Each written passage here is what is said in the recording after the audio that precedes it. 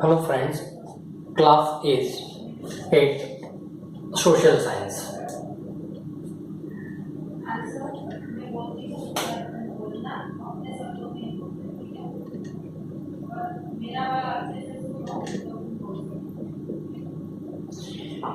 Chapter 2, What is around us?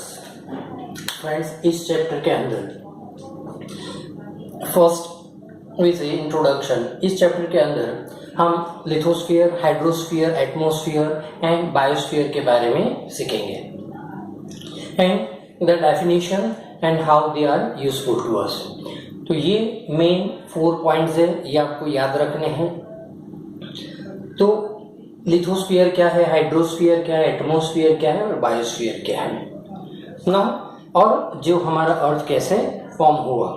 Now start the most important point that only the earth among all the member of the solar family has got the sustainable the temperature, water and air to sustain the life। यानी हमारे अर्थ ही ऐसा एक suitable planet है कि जहाँ पे life possible है, जहाँ पे मीडियम टेम्परेचर है, वाटर अवेलेबल है और लाइफ पॉसिबल है। Generally it is a believe that the part of the sun, हमारा अर्थ जो है वो भी एक सन का ही पार्ट है, which has been detach from the sun. जब सन का रिवॉल्यूशन एकदम फास्ट हो गया, तब सन से हमारा जो अर्थ एक डिटैच हो गया है ना, उससे अलग हुआ। उस टाइम पे it is the form of fireball. उस टाइम पे जो अर्थ की जो जहां पे गिरा वहां पे उसकी जो ओरिजिन थी, it is as a form of fireball. These fireballs started to cool down slowly and many elements of the earth got transferred into liquid and further into a solid form.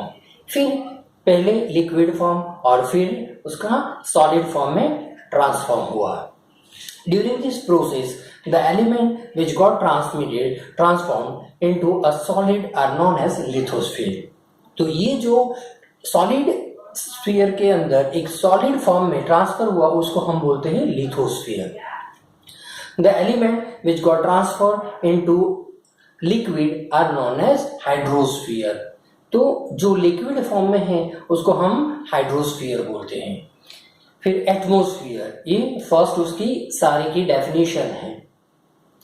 The element which transform into a gaseous came to be known as atmosphere.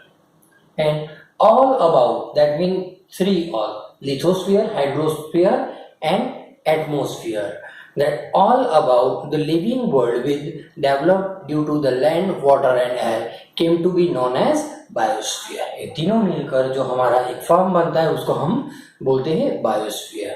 Now let me start first point, lithosphere। You know lithosphere is on which we live known as lithosphere। जहाँ पे हम रहते हैं उसको हम क्या बोलते हैं, lithosphere। litho that mean rock और sphere that mean layer। तो हमारा जो रॉक का जो एक लेयर फॉर्म है उसको हम बोलते हैं lithosphere। This is a uppermost layer of the earth. It is made up of solid and solid materials। ऊपर का जो लेयर है हमारा लिथोस्फीयर का एकदम सॉलिड मटेरियल और as a form of rock में से जो धीरे धीरे वो लिबरेट होता हुआ एक फॉर्मेशन हुआ है लैंड फॉर्म। तो ये हमारा लिथोस्फीयर है। Approximately 29% of the surface of the earth it is covered with the lithosphere।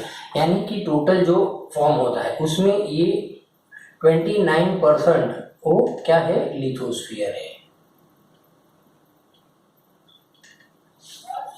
और बाकी का 71% है वो वाटर मास बॉडी है। तो ये आपको याद रखना है, एग्जाम में भी आता है कि लिथोस्फीयर कितना परसेंट लिथोस्फीयर है, कितना परसेंट हाइड्रोस्फीयर है। तो ये सारी चीज आपको याद रखनी है। That mean the surface of the earth it is covered with the lithosphere and this layer is known as the lithosphere. It is 64 to 100 kilometre thick. तो इसका जो थिकनेस है, जो ये हमारा जो लैंड सरफेस है, तो इसका थिकनेस है 64 to 100 किलोमीटर इतना थिक है।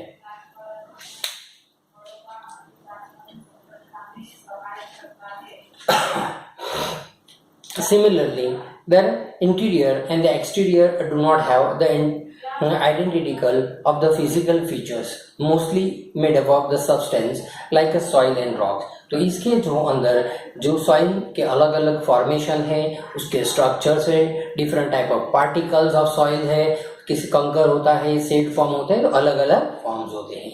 Land forms like a mountain, plateaus, plain and valleys are seen on the lithosphere. तो इसमें सारा आ जाता है कि भाई plateau, plain areas and mountains, ये सारी चीज इसके अंदर, ये जो 29% है उसके अंदर ये सारा plain area, plateaus, mountains, valleys ये सारी चीजें इसके अंदर इंक्लूड है।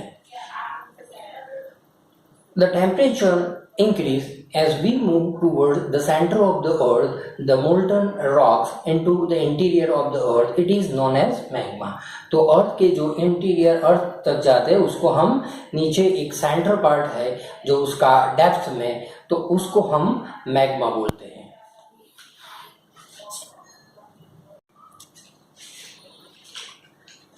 जो सेंटर पार्ट है वो मैग्मा है। There are many gases present in the interior part of the earth. उसके अंदर इंटीरियर पार्ट के अंदर बहुत सारे गैसेस है with the pressure and heat, और उसका जो प्रेशर है और इसकी जो हीट अंदर इंटीरियर सरफेस जो अर्थ का अंदर का लेयर है उसके अंदर भी इतने जैसे लाइक अ फायरबॉल जितनी उसकी भी हीट है, अंदर मैग्मा इतना हॉट होता है। So, but the pressure of the rock of the surface of the earth is equally strong। जैसे अर्थ के सरफेस ऊपर जैसे सन के रेस की जितनी जो अगन होती है उतना ही अर्थ के जो इंटीरियर पार्ट के अंदर भी इतना हीट होता है। Thus the balance between the two maintain। So इसीलिए हमारा अर्थ ऊपर भी सन का इतना हीट होता है, नीचे मैग्मा इतना हीट है, इसलिए इसके बीच का जो बैलेंस पार्ट है वो पूरा lithosphere. The crust form of the earth does not breaks, इसकी वजह से वो ब्रेक नहीं होता है। जैसे ऊपर 6000 केल्विन हीट तो नीचे भी अप्रोक्सीमेट इतनी, यानी वो दोनों की ऊपर नीचे इतना हॉट है, इसकी वजह से वो बीच का जो पार्ट है लिथोस्फीयर वो इक्वल रहता है और ब्रेक नहीं होता। When the balance between the two is known as maintain the crust, break and volcano eruption। अगर ये तो ऊपर और नीचे का जो हीट का टेम्परेचर जो अलग अलग हो जाता है और थोड़ा वास्ट डिफरेंस हो जाता है, तभी जाके वहाँ पे अर्थ में क्रैकिंग होते हैं, अर्थक्वेक फॉर्म होते हैं, वॉल्केनो इरप्शन, ये बहुत सारे प्रॉब्लम्स क्रिएट होते हैं। How is lithosphere useful to earth? अभी लिथोस्फीयर मैंने यहाँ पे हाउ दे आर यूजफुल, ऐसे हर एक के लिथोस्फीयर, एटमोस्फीयर, बायोस्फीयर, ये सारे के यूजेस आपको जानना जरूरी है।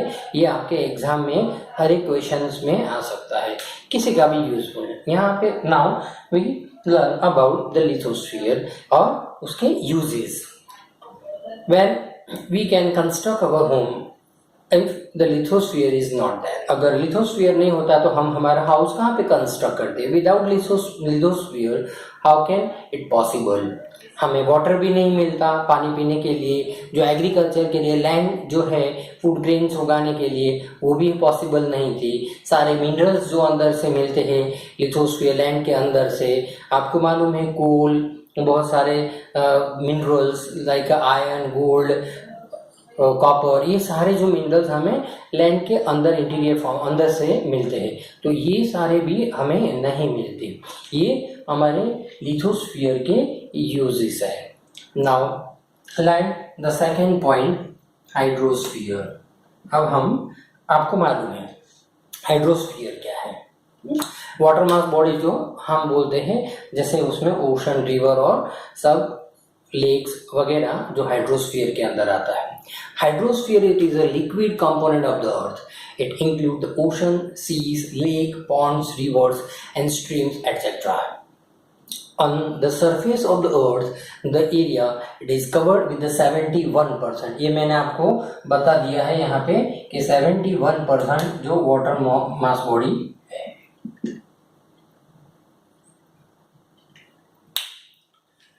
तो ये आपको याद रखना है कितना लिथोस्फीयर है 29% और हाइड्रोस्फीयर कितना है 71%।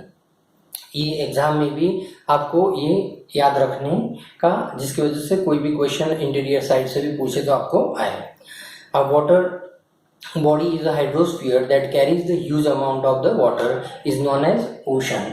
तो जो huge amount of water bodies होती है तो उसको हम बोलते हैं oceans. Mostly water preserve in the ocean, यानी हम जो अर्थ का मोस्टली वाटर है वो ओशन के अंदर स्टोर है।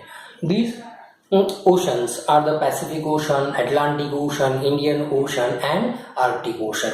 तो आपको मेन ये जो ओशंस के नेम हैं वो भी आपको याद रखने के, अगर क्वेश्चन भी आ सकता है कौन कौन से ओशंस है तो आपको याद रखना है कि Pacific Ocean, Atlantic Ocean, Indian Ocean and Arctic Ocean. The water body close to the earth, हमारे अर्थ से एकदम तो क्लोज है क्योंकि हम वाटर के बिना तो लाइफ पॉसिबल नहीं है। So water body close to the land it is known as sea, bay, strait, gulf etcetera.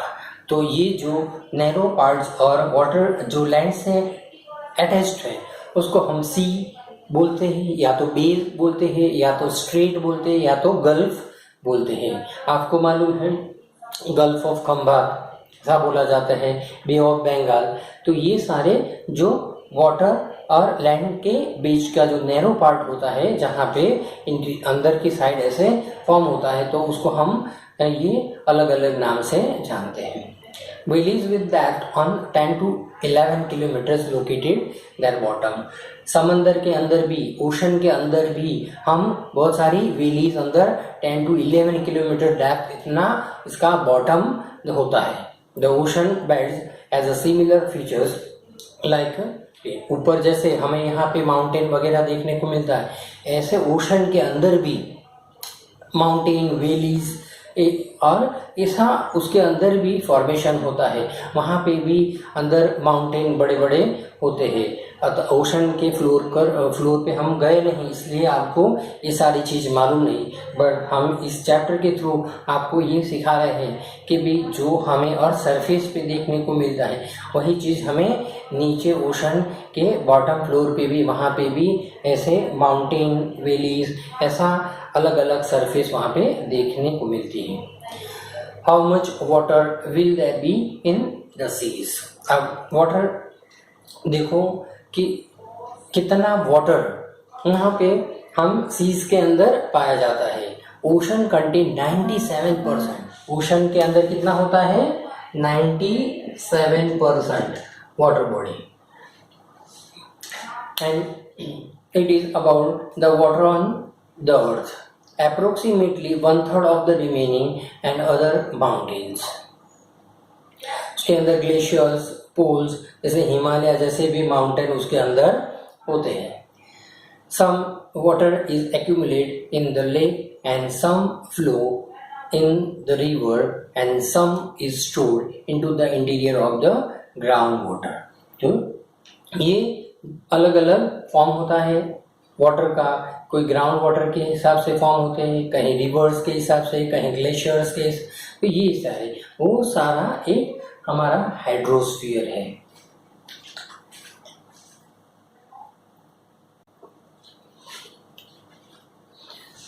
Valuable chemicals, minerals, salt, fishes, etc. are found in the sea floor।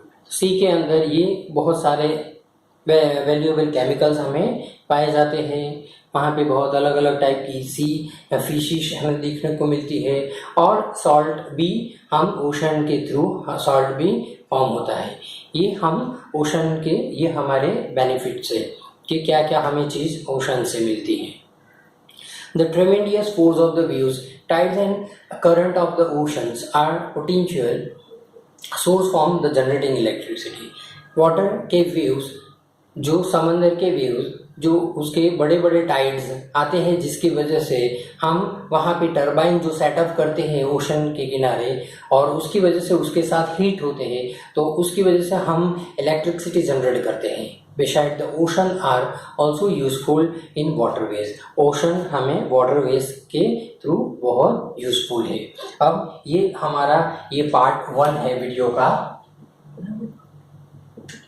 और part 2 जो आधा लेशन है from एटमॉस्फेयर्स के, बाकी हम next video के अंदर देखते हैं। Okay bye friends, subscribe my video and share more student.